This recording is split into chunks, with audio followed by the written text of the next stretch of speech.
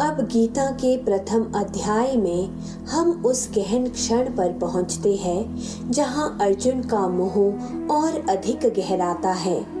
श्लोक 36 से 41 में वे युद्ध के परिणामों पर विचार करते हैं। स्वजनों की हत्या से उत्पन्न पाप, कुल धर्म का नाश और समाज में अधर्म की वृद्धि। यह प्रसंग केवल महाभारत के युद्ध तक सीमित नहीं है। यह हमें यह दिखाता है कि जब हम अपने स्वार्थ, क्रोध या मोह में अंधे होकर निर्णय लेते हैं तो उसका प्रभाव केवल व्यक्तिगत नहीं बल्कि पूरे समाज और आने वाली पीढ़ियों पर पड़ता है। आज के युग में भी यह उतना ही प्रासंगिक है। जब परिवार टूटते हैं, जब समाज में नैतिक मूल्य कमजोर होते हैं, तो उसका असर केवल वर्तमान पर ही नहीं भविष्य पर भी पड़ता है।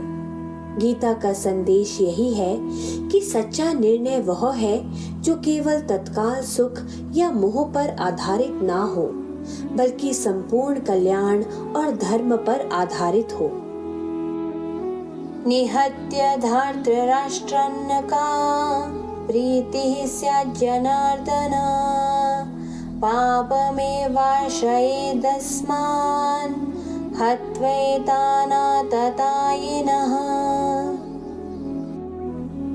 तस्मान्नार्हा वयं हन्तुं धार्तराष्ट्रान् स्वबान्धवान्, स्वजनं हि कथं हत्वा सुखिनः स्याम माधव। अर्जुन बोले, इन कौरवों को मारने से हमें केवल पाप ही लगेगा, इसलिए हमें अपने ही बंधु बांधव कौरवों को मारना उचित नहीं है। अर्जुन यहाँ युद्ध को पाप मानते हैं, परंतु गीता का गूढ़ संदेश यह है कि कभी कभी अधर्म को रोकना ही धर्म होता है। यदि अधर्म को छोड़ दिया जाए तो उसका परिणाम और बड़ा पाप होता है। अधर्म को ना रोकना भी अधर्म का समर्थन ही है। यद्यप्येतेन पश्यन्ति लोभोपहत चेतसः, कुलक्षकृतं दोषं मित्रद्रोहे च पातकम्। कथं न ज्ञेयमस्माभिः पापादस्मान्निवर्तितुं, कुलक्षकृतं दोषं प्रपश्यद्भिर्जनार्दन। हे माधव, अपने ही स्वजनों को मारकर हम कैसे सुखी रह सकते हैं? भले ही ये लोभ से अंधे होकर कुलनाश और मित्रद्रोह का दोष ना समझते हो, पर हमें तो यह अवश्य समझना चाहिए।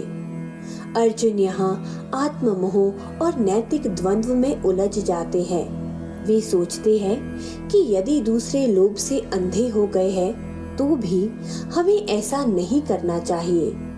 यह दर्शाता है कि धर्म का मार्ग दूसरों के आचरण से तय नहीं होता, बल्कि अपने विवेक और सिद्धांतों से होता है। धर्म का पालन दूसरों के आचरण पर नहीं बल्कि अपने विवेक पर आधारित होना चाहिए। कुलक्षये प्रणशयन्ति कुलधर्मः सनातनः, धर्मे नष्टे कुलं कृत्स्नं धर्मोऽभिभवत्युत, अधर्माभिभवात् कृष्ण प्रदुष्यन्ति कुलस्त्रियः, स्त्रीषु दुष्टाशु वार्ष्णेय जायते वर्णसंकरः।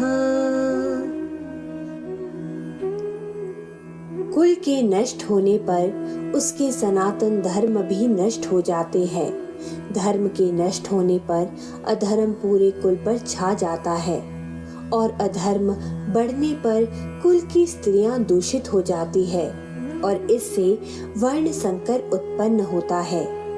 अर्जुन यहाँ कुल धर्म और समाज पर होने वाले प्रभावों की चिंता व्यक्त करते हैं उनके अनुसार कुल धर्म नष्ट होने से नैतिकता गिरती है और समाज में अराजकता फैलती है। यह सिखाता है कि व्यक्तिगत निर्णयों का असर केवल व्यक्ति तक सीमित नहीं, बल्कि समाज और आने वाली पीढ़ियों तक पहुंचता है।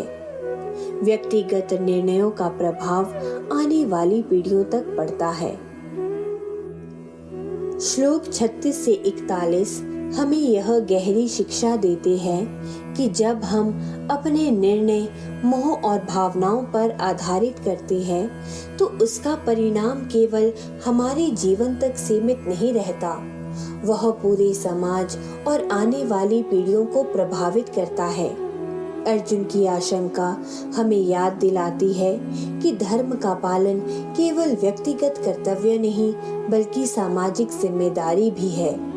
आज के युग में जब परिवार और समाज नैतिक संकटों से जूझ रहे हैं, गीता हमें यह प्रेरणा देती है कि सच्चा धर्म वह है जो संपूर्ण कल्याण लाए और आने वाली पीढ़ियों के लिए एक मजबूत आधार बने।